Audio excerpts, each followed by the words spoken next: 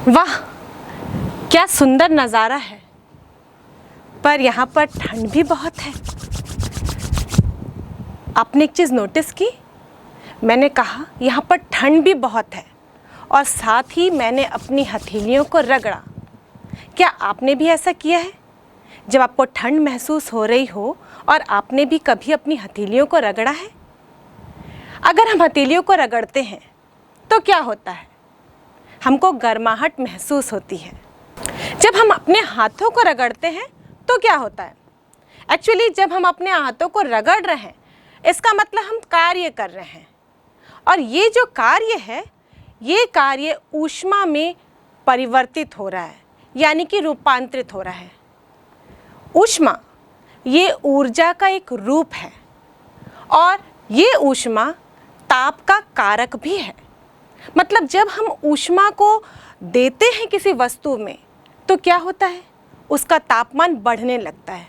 तो जब हम अपने हाथों को रगड़े, यानी कि हमने कार्य किया, वह कार्य ऊष्मा में रूपांतरित हो गया, जिसके कारण हमारे हथेलियों का ताप बढ़ गया, और जब हम उसको छूते भी हैं तो हमें गर्माहट महसूस होती है। इसी प्रकार इस माचिस के साथ भी कुछ ऐसा ही है। इस माचिस को तो आप हमेशा जलाते हैं। क्या करते हैं हम? ऐसे माचिस की तीलियों को लेते हैं और जिस जगह पर हम देखते हैं थोड़ा खरदूरा है, वहाँ पर हम माचिस की तीलियों को घिस देते हैं। इससे ऊष्मा उत्पन्न हो जाती है। ये आग क्या है?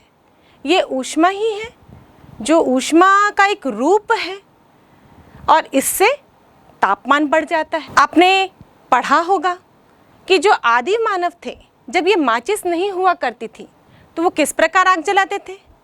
इस तरह से वो पत्थरों को आपस में रगड़ते थे, और पत्थरों को आपस में रगड़ने से उससे चिंगारी उत्पन्न होती थी, या यूँ कहें कि पत्थरों को आपस में रगड़ने से ऊष्मा उत्पन्न होती थी।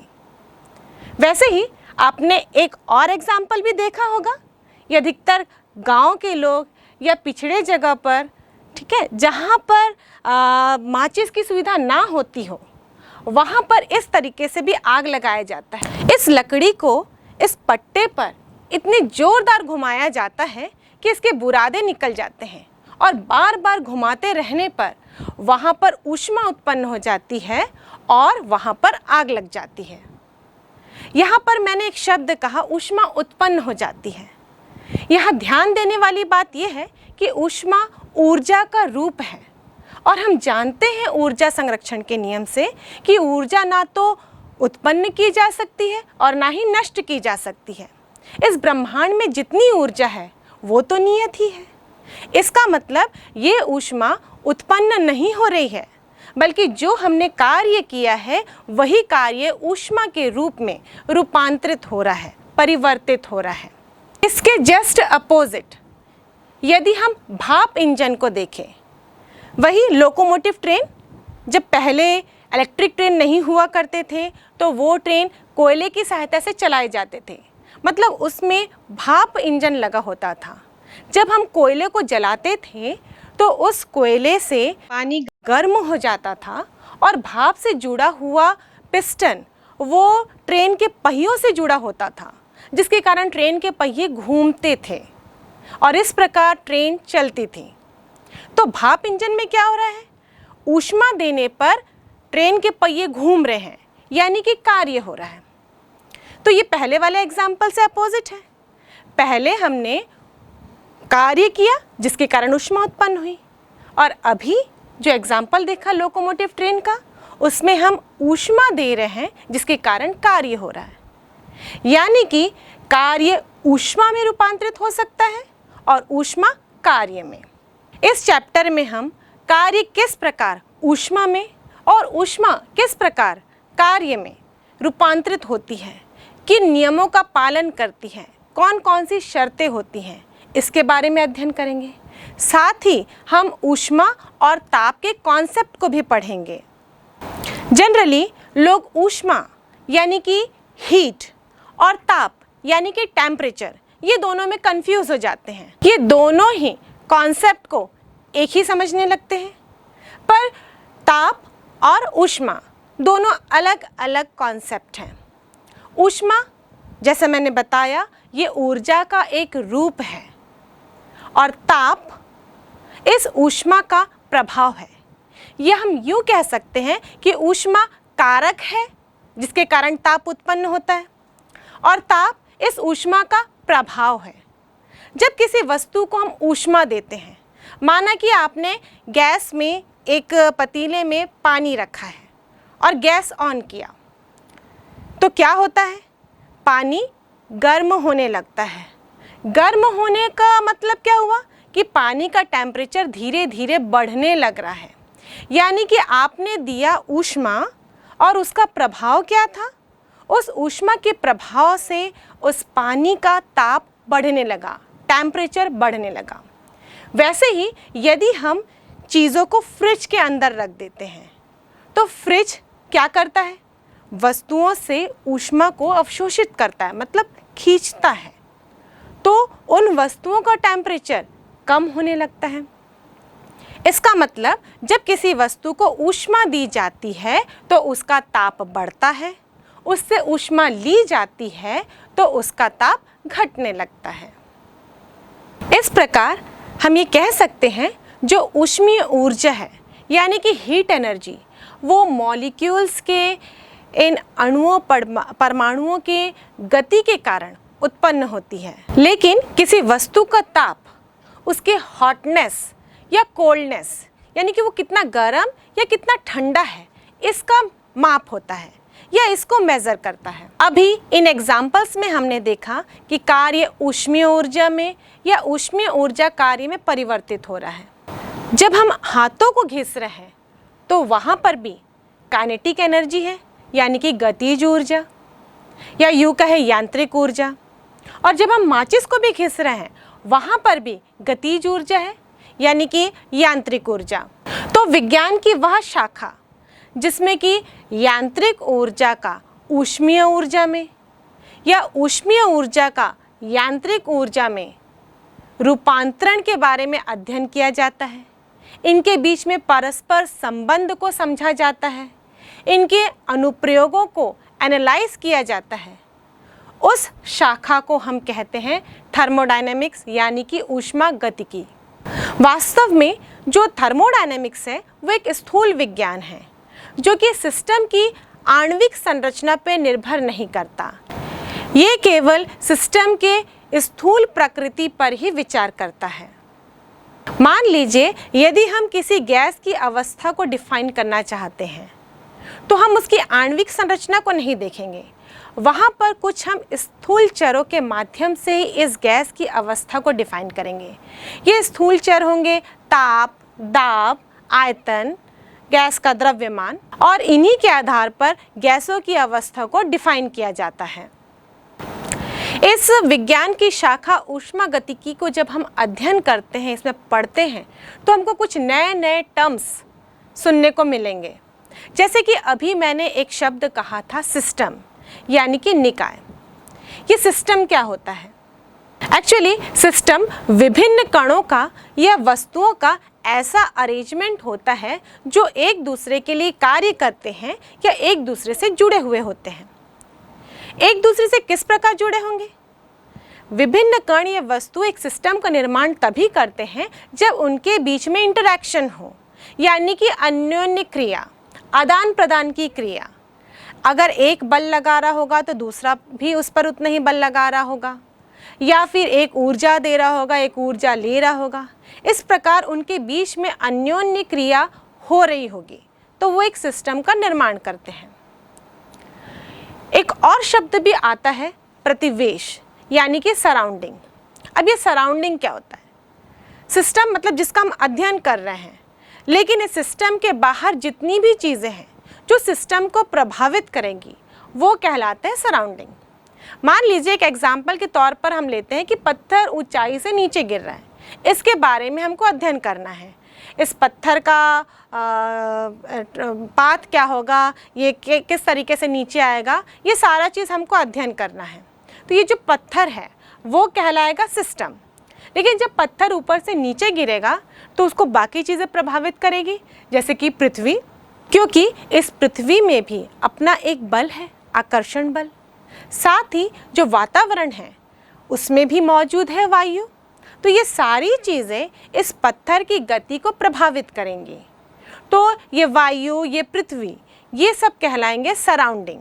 वैसे ही यदि मैं आपको अपने किचन का एग्जाम्पल दूँ, मैंने किचन में गैस में एक पतीले में कुछ चढ़ाया है, कुछ बन रहा है उसमें, तो जो भी चीज़ उस पतीले के अंदर है वो कहलाएगी सिस्टम, और साथ ही जो पूरा किचन होगा मेरा वो बन जाएगा सराउंडिंग यानी कि प्रतिवेश। ऊष्मागतिकी में कुछ ऐसी भौतिक राशियाँ होती हैं जिनकी सहायता से हम निकाय की अवस्था को निर्धारित करते हैं, और इन भौतिक राशियों को हम कहते हैं ऊष्मागतिक चर यानी कि थर्मोडायनेमिक वेरिएबल्स। और ये ऊष्मागतिक चर हैं जैसे कि ताप, दाब, आयतन, एंट्रोपी एटसेट्रा। नेक्स्ट है ऊष्मागतिक अवस्था यानी कि थर्मोडायनेमिक स्टेट। जब थर्मोडायनेमिक वेरिएबल्स जैसे कि ताप, दाब और आयतन, इनका एक सेट लिया जाए जिसके आधार पर हम निकाय को डिफाइन करते, निर्धारित करते हैं, तो ये जो थर्मोडायनेमिक वेरिएबल्स के सेट होते हैं यही कहलाते हैं थर्मोडायनेमिक अवस्था, थर्मोडायनेमिक स्टेट। और यही किसी निकाय की ऊष्मागतिक अवस्था को निर्धारित करते हैं। यदि इनमें से एक चर को भी बदल दिया जाए, किसी एक में परिवर्तन हो जाए, तो निकाय एक अवस्था से दूसरे अवस्था में पहुंच जाता है। और हम इन चरों में किसी एक भी चर को परिवर्तित करके जब निकाय को एक अवस्था से दूसरे अवस्था में पहुंचा देते हैं तो इसे हम कहते हैं ऊष्मागतिक प्रक्रम यानी कि थर्मोडायनेमिक प्रोसेस। अब किसी निकाय को एक अवस्था से दूसरे अवस्था में पहुंचाना हो तो इस थर्मोडायनेमिक प्रोसेस में जो चरों में परिवर्तन होता है उसके आधार पर इस थर्मोडायनेमिक प्रोसेस को हम डिफरेंट कैटेगरीज में बांट देते हैं। जैसे कि पहला है समतापी प्रक्रम यानी कि आइसोथर्मल प्रोसेस। इस आइसोथर्मल प्रोसेस में ताप नियत रहेगा, मतलब जब निकाय एक अवस्था से दूसरे अवस्था में पहुंच जाए, बाकी चर जैसे कि प्रेशर और वॉल्यूम में परिवर्तन हो जाए, लेकिन टेम्परेचर पूरे प्रोसेस में कांस्टेंट रहेगा, तो उस प्रक्रिया को हम कहते हैं समतापी प्रक्रम यानी कि आइसोथर्मल प्रोसेस। नेक्स्ट है रुद्धोष्म प्रक्रम यानी कि एडियाबेटिक प्रोसेस। इस प्रक्रम में जब निकाय को एक अवस्था से दूसरे अवस्था में पहुंचाया जाता है तो इस प्रक्रिया में कुल ऊष्मा ऊर्जा नियत रहती है, बाकी अन्य चरों में परिवर्तन हो जाए लेकिन ऊष्मा ऊर्जा यहाँ पर नियत रहेगी। नेक्स्ट है चक्रीय प्रक्रम यानी कि साइक्लिक प्रोसेस। इस प्रक्रिया में जब विभिन्न अवस्थाओं से गुजरता है निकाय और विभिन्न अवस्थाओं से गुजरने के बाद वापस उसी अवस्था में आ जाए जहाँ से वो शुरू हुआ था, तो इस प्रोसेस को हम कहते हैं साइक्लिक प्रोसेस यानी कि चक्रीय प्रक्रम। वैसे भी हम साइकिल का मतलब जानते हैं, जहाँ से शुरू होता है वो वहीं पर ख़त्म हो जाता है, तो यहाँ पर भी वही होता है कि निकाय अपनी पूर्व अवस्था में वैसा ही पहुँच जाता है। नेक्स्ट है समदाबीय प्रक्रम यानी कि आइसोबारिक प्रोसेस। नाम से समझ में आ रहा है, इस पूरे प्रोसेस में एक अवस्था से दूसरे अवस्था में पहुंचने पर निकाय का दाब वही रहेगा, मतलब दाब कांस्टेंट रहेगा। नेक्स्ट है समआयतनिक प्रक्रम यानी कि आइसोकोरिक प्रोसेस। इस प्रोसेस में नाम से ही समझ में आ रहा है, पूरे प्रक्रिया में एक अवस्था से दूसरे अवस्था में निकाय का परिवर्तन होने के बाद भी हम देखें तो उसका आयतन कांस्टेंट ही रहेगा, जो पहले था वो बाद में भी रहेगा। तो इस प्रक्रिया को हम कहते हैं समआयतनिक प्रक्रम। यहाँ पर एक और टर्म भी हमको जानना ज़रूरी है, वो है ऊष्मागतिक संतुलन यानी कि थर्मोडायनेमिक इक्विलिब्रियम। हम किसी निकाय को ऊष्मागतिक संतुलन में कब कहेंगे? जब उसमें यांत्रिक, तापीय और रासायनिक संतुलन हो। यांत्रिक संतुलन का मतलब क्या होता है? जब किसी निकाय पर बहुत सारे बल लग रहे हों लेकिन परिणामी बल शून्य हो तो वो कहलाता है यांत्रिक संतुलन में।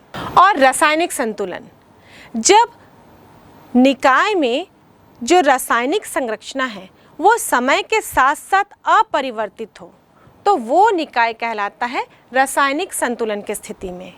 और तापीय संतुलन में क्या होता है कि उस निकाय का ताप एक समान ही रहता है, मीन्स समय के साथ साथ तापमान में परिवर्तन ना हो तो वो निकाय कहलाता है तापीय संतुलन में। और जब ये तीनों संतुलन एक साथ किसी निकाय में मौजूद हो तो वो निकाय ऊष्मागतिक संतुलन में कहलाता है। वैसे तो कई ऊष्मागतिक चर हैं, पर किसी गैस की अवस्था को निर्धारित करने के लिए केवल 3 ही चर काफ़ी होते हैं, और वो है दाब यानी कि प्रेशर जिसको हम P से दर्शाते हैं, आयतन यानी कि वॉल्यूम जिसको हम V से दर्शाते हैं, टेम्परेचर यानी कि ताप जिसको हम T से दर्शाते हैं। और इन तीनों चरों में एक संबंध है। इस संबंध को हम कहते हैं इक्वेशन ऑफ स्टेट या फिर अवस्था समीकरण, क्योंकि ये तीनों ही चर मिलके किसी भी गैस की अवस्था को आसानी से दर्शा सकते हैं। और इन तीनों में जो संबंध है वो है PV = nRT, जहाँ पर n वो मोलों की संख्या होती है और R ये है गैस नियतांक। तो इस समीकरण के आधार पर किसी भी गैस की अवस्था को डिफाइन किया जा सकता है। सन 1849 में साइंटिस्ट जूल ने अपने विभिन्न प्रयोगों के द्वारा ये निष्कर्ष निकाला कि जब कार्य को ऊष्मा में परिवर्तित किया जाता है तो उस समय जो कार्य का परिमाण है वो उत्पन्न ऊष्मा के समानुपाती होता है। और इसी निष्कर्ष के आधार पर ये गणितीय समीकरण तैयार किया जिसमें कि कार्य का परिमाण उत्पन्न ऊष्मा के समानुपाती है। W is proportional to H, और इस प्रोपोर्शनैलिटी साइन को हम हटाते हैं तो हम एक नियतांक लिखते हैं और वो नियतांक यहाँ पर J से दर्शाया जाता है। J इसलिए क्योंकि साइंटिस्ट का नाम जूल है तो उन्होंने उनके नाम के आधार पर इस नियतांक को J से दर्शाया। और इस J को हम कहते हैं ऊष्मा का यांत्रिक तुल्यांक। इंग्लिश में इसे कहा जाता है मैकेनिकल इक्विवेलेंट ऑफ हीट, या फिर कभी कभी हम इसे जूल नियतांक भी कह देते हैं क्योंकि ये साइंटिस्ट जूल ने डिस्कवर किया था। और इस समीकरण को हम देखें, इस समीकरण में यदि H का मान 1 हो, इकाई हो, यानी जो उत्पन्न ऊष्मा है वो इकाई है, उस कंडीशन में W बराबर J होगा। यानी कि हम यूँ कह सकते हैं कि जो ऊष्मा का यांत्रिक तुल्यांक है वो कार्य के उस परिमाण के बराबर होता है जब वो इकाई ऊष्मा उत्पन्न कर सके। और यहाँ से हम देखें तो J बराबर होगा W/H।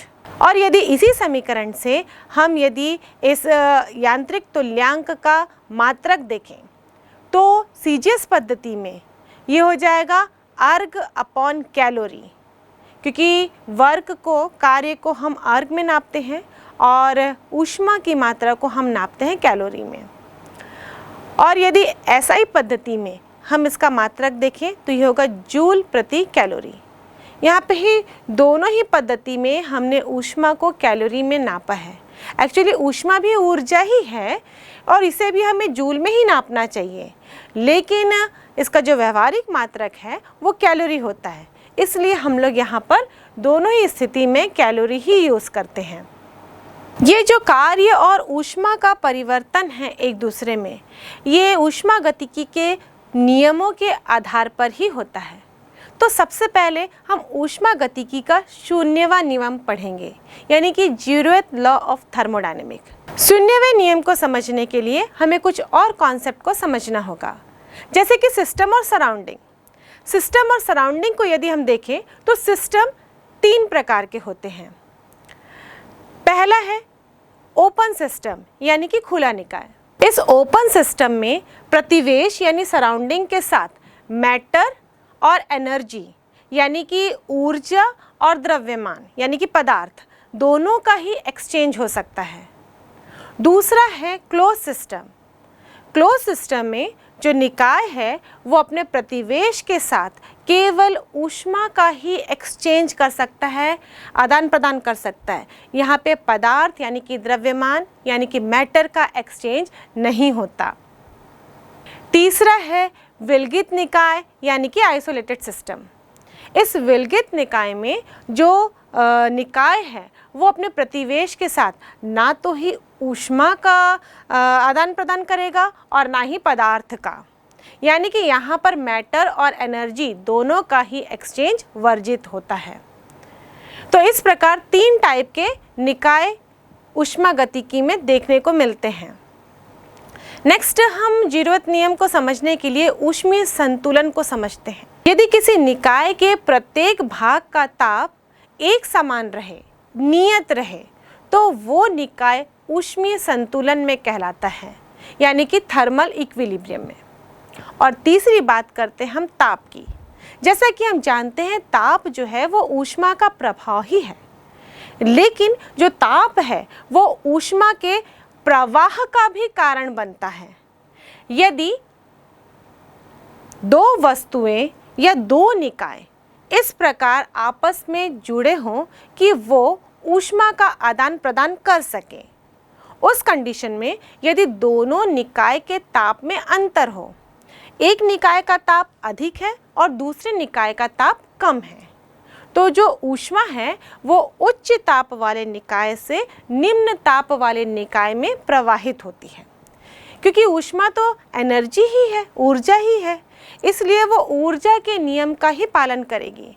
हम ये जानते हैं कि ऊर्जा हमेशा हायर लेवल से लोअर लेवल में ही प्रवाहित होती है। तो यूँ कह सकते हैं हम जो ताप है वो ऊष्मा को डिसाइड करने वाला एक लेवल ही है। मतलब जब 2 वस्तुओं को या 2 निकाय को हम जोड़ते हैं जहाँ ऊष्मा का आदान प्रदान हो रहा है, तो वहाँ पर ऊष्मा की मात्रा के आधार पर प्रवाहित नहीं होगी, बल्कि वो किस आधार पर प्रवाहित होगी? ताप के आधार पर, उच्च ताप से निम्न ताप की ओर। चाहे उसमें ऊष्मा की मात्रा कितनी भी हो, वो यहाँ पर मैटर नहीं करती है। और ऊष्मा का ये आदान प्रदान कब तक चलेगा, या फिर हम यूँ कह सकते हैं ये ऊष्मा का प्रवाह उच्च ताप से निम्न ताप की ओर कब तक होगा? जब तक दोनों ही निकाय का, दोनों ही वस्तुओं का ताप समान ना हो जाए। जब दोनों ही वस्तुओं का ताप समान हो जाता है, उस कंडीशन में ये ऊष्मा का प्रवाह रुक जाता है। अब उसके बाद दोनों निकाय में ऊष्मा की मात्रा कितनी है, पहले कितनी थी, उससे कोई फर्क नहीं पड़ता। शुरुआत हम किए थे टेम्परेचर के डिफरेंस से, ताप के डिफरेंस से। ताप के डिफरेंस के कारण ही ऊष्मा प्रवाहित हो रही थी, और जब दोनों ही निकाय का, वस्तु का ताप समान हो गया, उस कंडीशन में ऊष्मा का प्रवाह रुक गया, और यही कंडीशन कहलाती है ऊष्मीय संतुलन यानी कि थर्मल इक्विलिब्रियम की। अब इसके आधार पर हम शून्यवय नियम को पढ़ते हैं। माना कि यहाँ पर ये निकाय है A और ये दूसरा निकाय है C। अब A और C यहाँ पर दोनों ही ऊष्मीय संतुलन में है। यदि मैं कह रही हूँ ये ऊष्मीय संतुलन में है, इसका मतलब इन दोनों ही निकाय का ताप एक समान होगा। यहाँ हमने एक और निकाय लिया है B, और मैं यूँ कहूँ कि ये B भी इस C निकाय के साथ ऊष्मीय संतुलन में है, तो इसका मतलब क्या होगा? B और C का भी ताप एक ही होगा। A और C का ताप एक है, C और B का ताप है, तो कुल मिला के हम ये कहें कि इन तीनों का ताप एक ही है। तो इसका मतलब ये A और B भी एक दूसरे के साथ ऊष्मीय संतुलन में होंगे, और यही ऊष्मागतिकी का 0th लॉ है, शून्यवा नियम है। यदि एक निकाय किसी तीसरे निकाय के साथ ऊष्मीय संतुलन है और दूसरा निकाय भी तीसरे निकाय के साथ ऊष्मीय संतुलन में है, तो पहला और दूसरा निकाय भी एक दूसरे के साथ ऊष्मीय संतुलन में होंगे। यदि किसी गैस की ऊष्मागतिक अवस्था को दाब और आयतन के आधार पर व्यक्त किया जा रहा है, तो यदि ऊष्मागतिक अवस्था में परिवर्तन हो तो ये दाब और आयतन में भी परिवर्तन हो जाएगा। यदि हम आयतन को x अक्ष में लें और दाब को y अक्ष में लें, मतलब इस प्रकार, तो उस कंडीशन में जो इन दोनों के बीच में संबंध दर्शाने वाला आरेख बनेगा, उस आरेख को हम कहते हैं पीवी आरेख या फिर पीवी ग्राफ। और ये ग्राफ कैसा बनेगा? यदि हम एक सिलेंडर लें, एक बेलन लें और उसमें पिस्टन लगा दें, और जब हम पिस्टन को दबाते हैं तो हम देख रहे हैं कि इसका आयतन कम हो रहा है, यानी कि प्रेशर बढ़ा रहे हैं तो उसका आयतन कम हो रहा है। लेकिन यदि हम प्रेशर को कम कर रहे हैं तो कैसे कम करेंगे? पिस्टन को हम बाहर की तरफ खींचेंगे, उस कंडीशन में हम देखेंगे कि आयतन बढ़ रहा है। और जब इस प्रकार दाब में परिवर्तन होगा तो उसके आधार पर यदि हम दाब और आयतन के बीच में ग्राफ प्लॉट करें तो वो ग्राफ कुछ ऐसा होगा। दाब बढ़ाने पर आयतन घटेगा और दाब घटाने पर आयतन बढ़ेगा। तो ग्राफ यदि प्लॉट करते हैं, ये ग्राफ ऐसा वक्रीय होगा। जहाँ पर दाब अधिक है वहाँ आयतन कम है, और जहाँ पर दाब कम है वहाँ पर आयतन अधिक है। लेकिन ऐसा हो कि दाब नियत रहे और आयतन में परिवर्तन हो, तो यह ग्राफ किस तरह से दिखेगा? हमने आयतन को बनाया है x अक्ष में और दाब को बनाया है y अक्ष में। तो दाब यदि नियत होगा तो इसका वक्र एक सरल रेखा होगी जो कि x अक्ष के समांतर होगी, और ये ग्राफ दिखने में कुछ ऐसा होगा।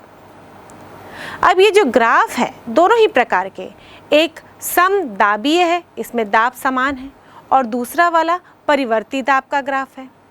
इन दोनों ग्राफ में यदि हम देखें तो इस वक्र का x अक्ष के साथ जितना भी क्षेत्रफल आता है वो क्षेत्रफल क्या दर्शाएगा?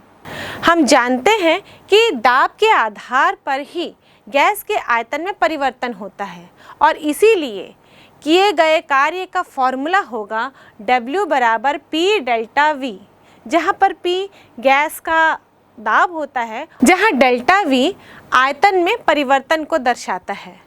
तो इसके अनुसार फॉर्मूला बन जाता है W बराबर P डेल्टा V।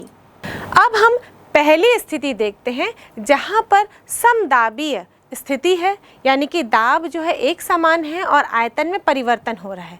उस स्थिति में किया गया कार्य कितना होगा? यदि हम इस ग्राफ को देखें तो इस ग्राफ में एक हमको सरल रेखा नज़र आ रही है।